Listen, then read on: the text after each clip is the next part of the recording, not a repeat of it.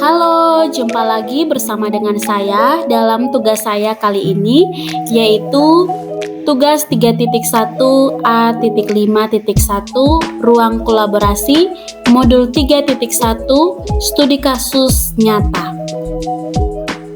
Perkenalkan, kami kelompok Majema yang terdiri dari Ibu Maktilda Banu SPD, Pak Heri Jehan SPD, dan saya sendiri Ibu Mahla Buan SPD.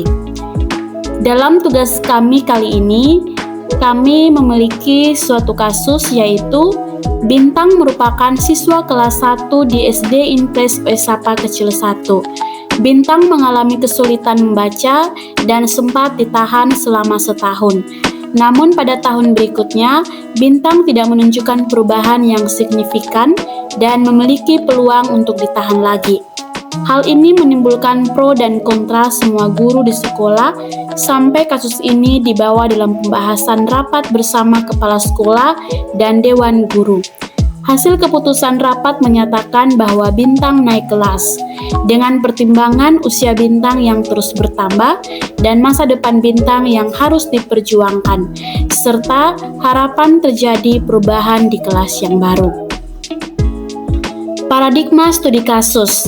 Dari kasus yang kami angkat, paradigma yang digunakan dalam kasus itu adalah rasa keadilan dan rasa kasihan, serta jangka pendek lawan jangka panjang. Prinsip pengambilan keputusan.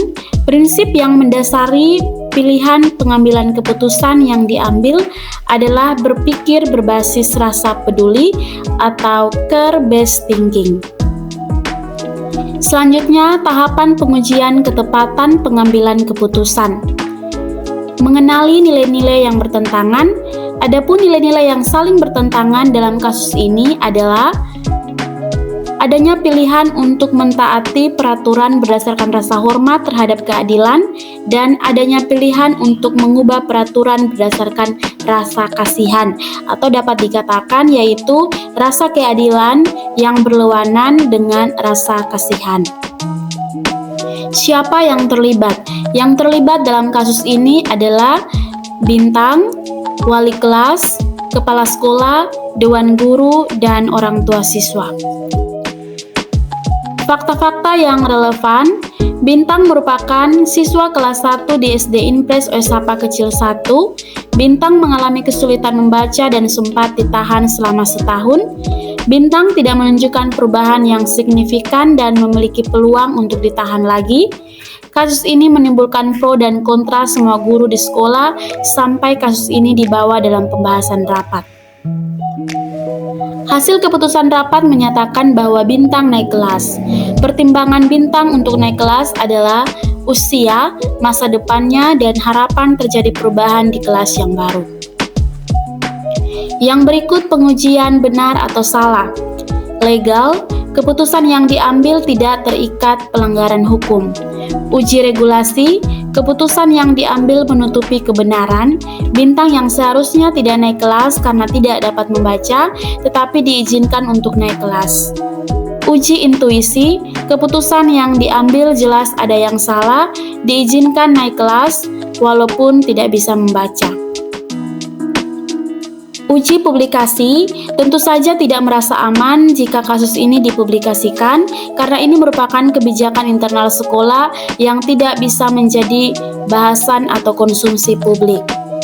Uji panutan atau idola, keputusan yang diambil adalah keputusan yang membutuhkan keberanian secara moral untuk melakukannya, dengan memberikan kesempatan kepada anak tersebut untuk berjanji akan mengalami perubahan dengan terus belajar membaca di kelas yang baru, dan anak tersebut harus berkomitmen pada janjinya.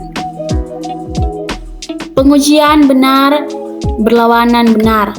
Adalah benar siswa tersebut tidak tahu membaca, dan adalah benar jika di kelas yang baru siswa tersebut mengalami perubahan yang signifikan. Paradigma yang digunakan dalam kasus ini adalah rasa keadilan dan rasa kasihan, dan juga jangka pendek lawan jangka panjang. Yang berikut melakukan prinsip resolusi.